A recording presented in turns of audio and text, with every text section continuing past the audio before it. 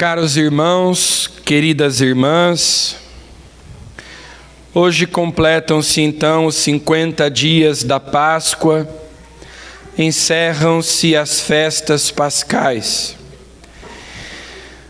Pelo derramamento do Espírito Santo, Deus leva à plenitude os mistérios pascais. Lembremos-nos de que Páscoa significa passagem. E lá no Antigo Testamento, na Páscoa, eles atravessaram o Mar Vermelho, eles passaram da escravidão para a liberdade.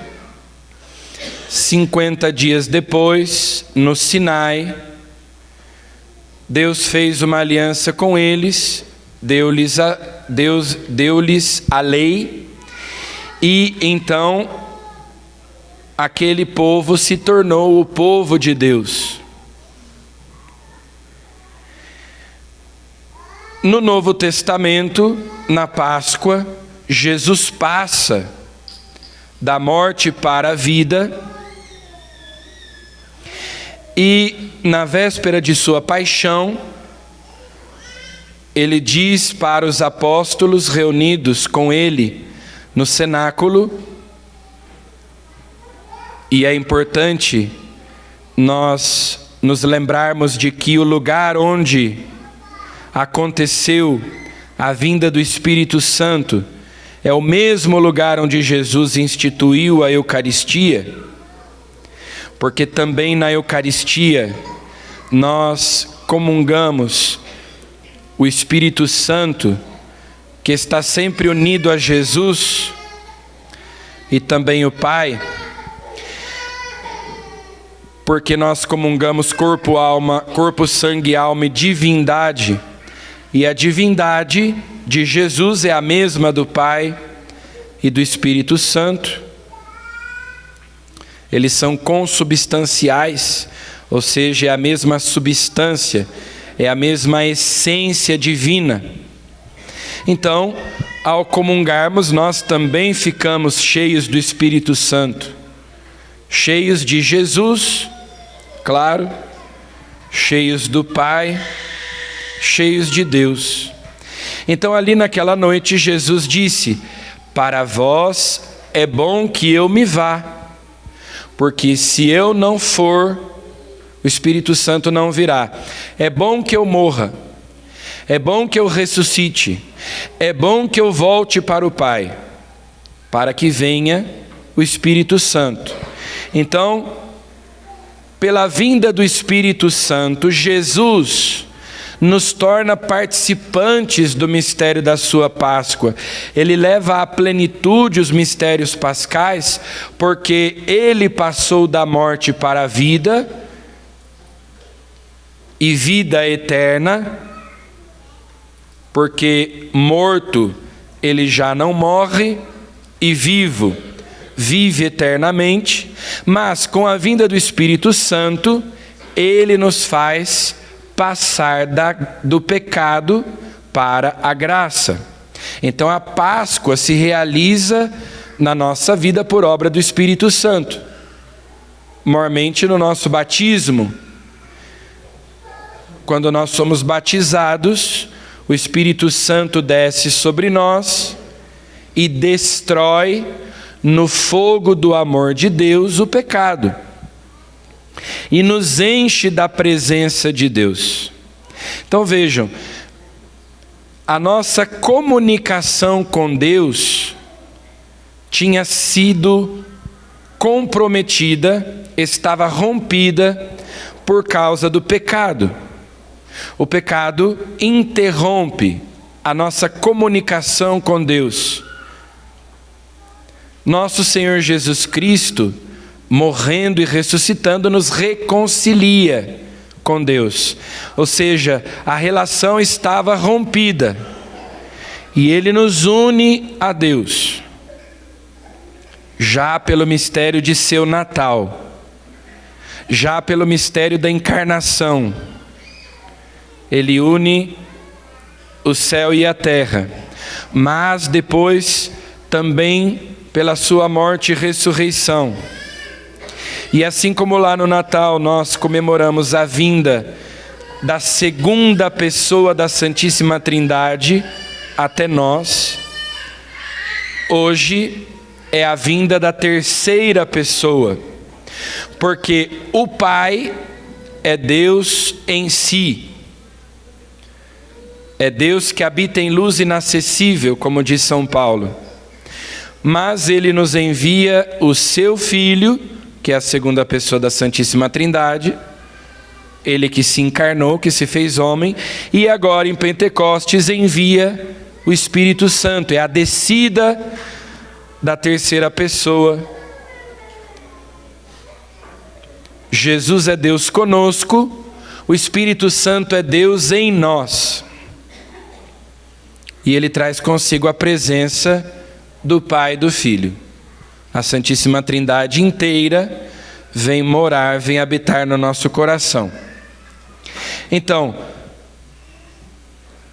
se você abre a torneira da sua casa e percebe que não tem água, mas aí você verifica que na rua tem água e a água está entrando na caixa d'água, então tem algum problema de comunicação, ou seja, em algum ponto o encanamento deve ter se quebrado e por isso a água não chega.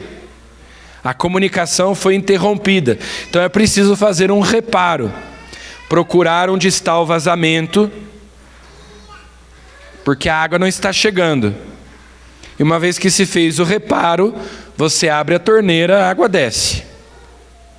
Nosso Senhor Jesus Cristo morreu, ressuscitou para nos reconciliar com Deus, para nos unir a Deus novamente, perdoando os nossos pecados, pagando a nossa dívida. Agora vem a água viva. Agora vem o Espírito Santo nos preencher. Ele é derramado em nossos corações para nos encher da presença, da graça, do amor de Deus. Por isso que Páscoa sem Pentecostes está incompleta. Jesus morreu, Jesus ressuscitou para nos dar o Espírito Santo, para vir habitar em nós, para nos encher com o amor de Deus. Essa é a finalidade. Por isso é que hoje se encerra o tempo pascal. Deus conclui a sua obra, leva à plenitude com a vinda do Espírito Santo. E é sempre bom nós nos lembrarmos de que o Espírito Santo é uma pessoa divina e, portanto, se ele é uma pessoa, nós devemos nos relacionar com ele.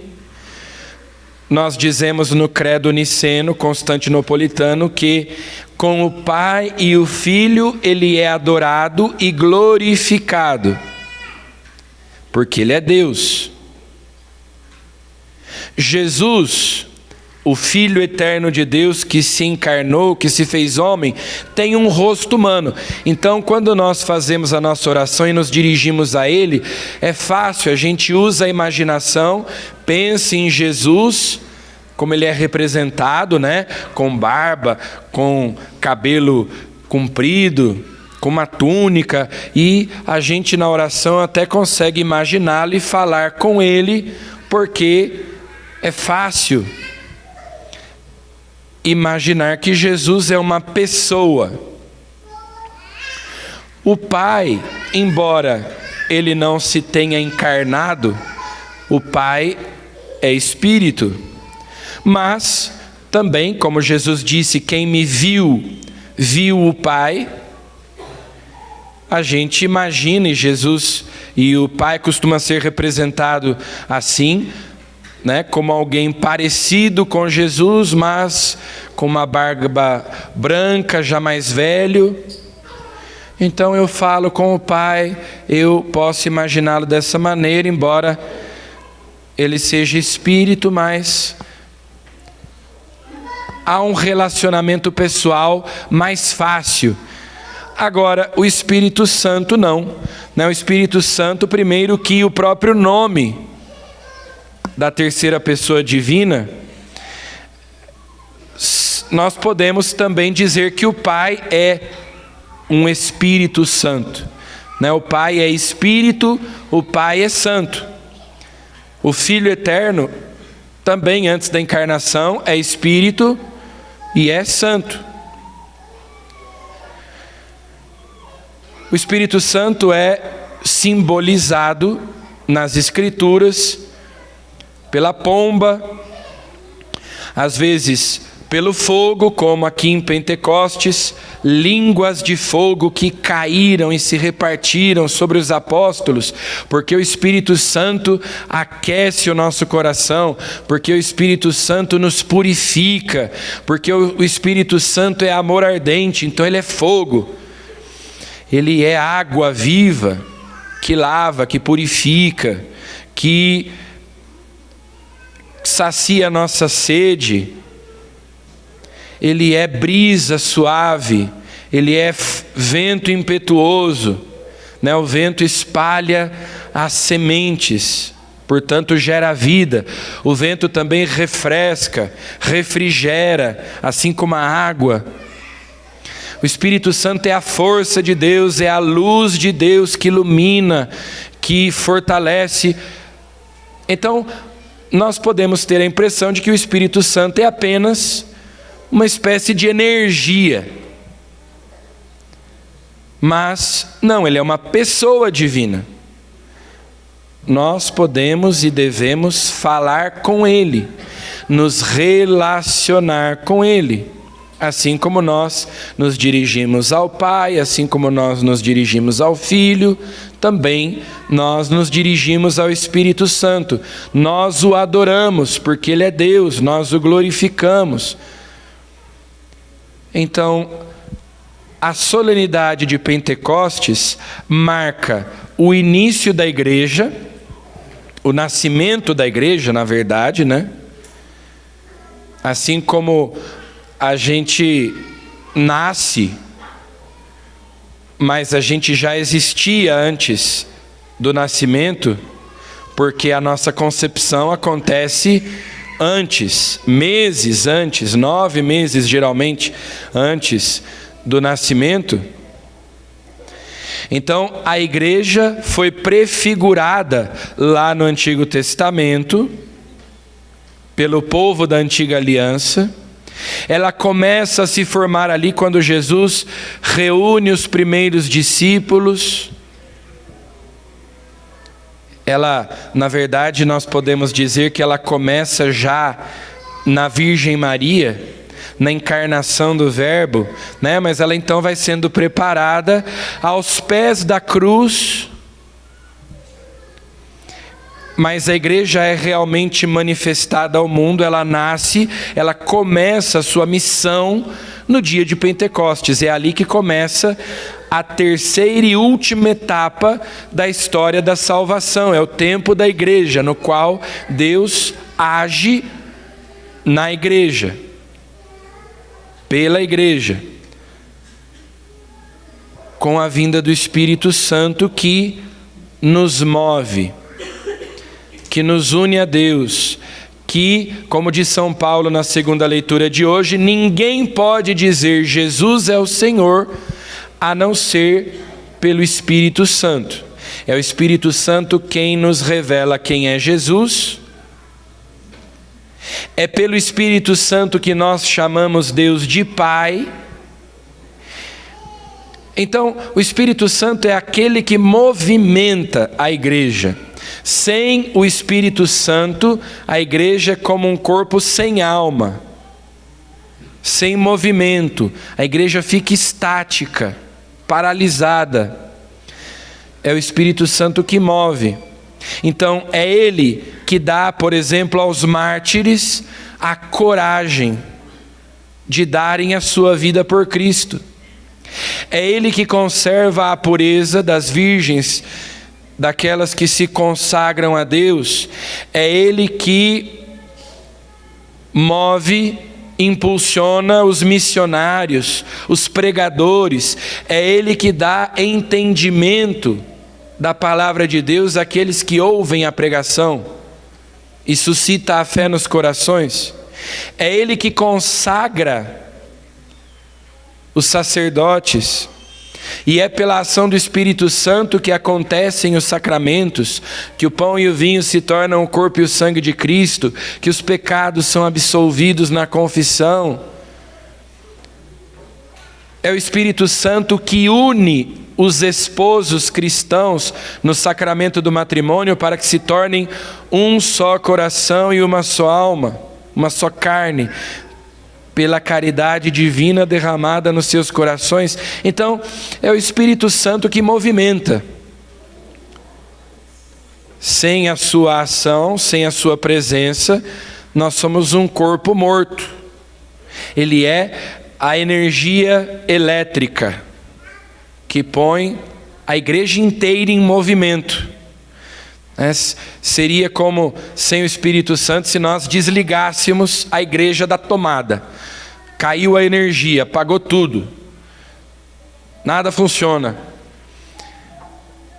E, de fato, nós recebemos o Espírito Santo, como os apóstolos receberam o Espírito Santo no dia da Páscoa.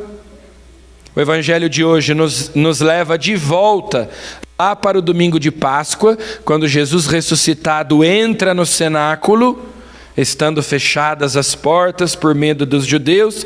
Jesus entra, sopra e diz: recebei o Espírito Santo.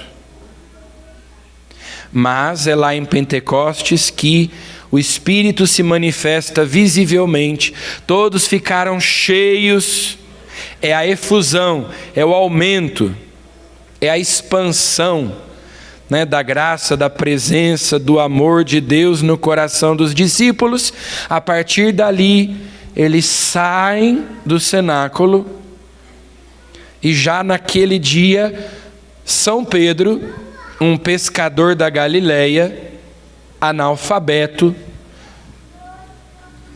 fazendo um breve comentário a um salmo, consegue converter 3.000 pessoas. Logo de cara, na primeira pregação, 3.000 pessoas.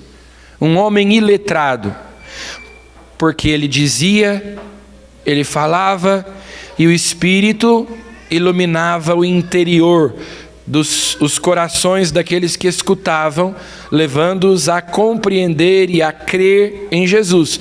Então, tudo o que acontece na igreja é obra do Espírito Santo.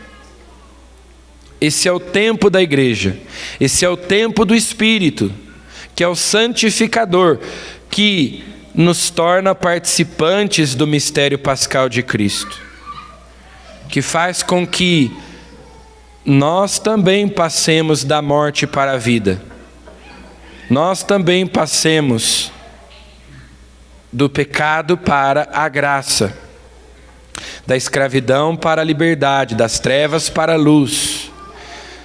É pela graça do Espírito Santo que Deus opera em nossos corações a regeneração, a santificação. O Espírito Santo vai nos cristificando, nos divinizando. É a comunhão, a graça de nosso Senhor Jesus Cristo, o amor do Pai e a comunhão do Espírito Santo. O Espírito Santo é comunicação, é Deus que se comunica, que se doa, que se dá, é o dom de Deus. O Espírito Santo distribui muitos dons. Nós temos 7 dons, que são os principais, representados aqui pela menorá, por este candelabro de 7 braços, de 7 velas. Mas o Espírito é multiforme. Os dons do Espírito são incontáveis. Mas Ele é o dom por excelência, é o dom que contém todos os dons. É o próprio Deus que se dá a nós. Então nós temos que desenvolver essa intimidade com o Espírito Santo, porque é Ele que nos torna capazes de ter intimidade com Jesus, de dizer que Jesus é o Senhor, de proclamar o senhorio de Jesus sobre nossas vidas. É Ele que nos torna capazes de chamar Deus de Pai, de dizer Abá, papaizinho. É o Espírito Santo. Sem a ação dele, a nossa vida espiritual, a nossa prática religiosa é um formalismo vazio e estéril. É só exterioridade, não há vida interior. Então vamos pedir a Ele, que é o mestre da vida interior. Vamos pedir a Jesus, que é aquele que batiza com o Espírito Santo, que também em nós aconteça esse milagre de Pentecostes. O que aconteceu em Pentecostes foi um milagre. O Espírito se manifestou visivelmente. Então que na nossa vida também o Espírito que nós recebemos e que habita em nós se manifeste visivelmente na nossa vida, sobretudo nos concedendo o dom da caridade, a virtude da caridade, que é a maior de todas as virtudes.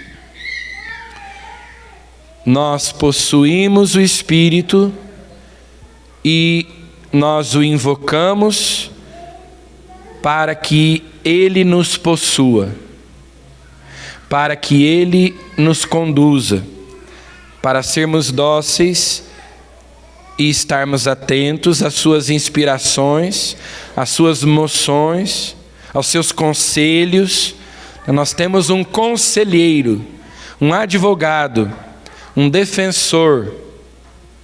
Aliás, que esses dias eu escutei uma nova possível tradução para a palavra paráclito, que eu nunca tinha escutado antes, que é bem interessante. Paráclito pode significar vizinho. Ou seja, é aquele que está sempre conosco, é aquele que está ao nosso lado. O Espírito Santo é o nosso vizinho. Além de ser o nosso defensor, o nosso advogado, o nosso intercessor, o nosso conselheiro, é aquele que está sempre conosco.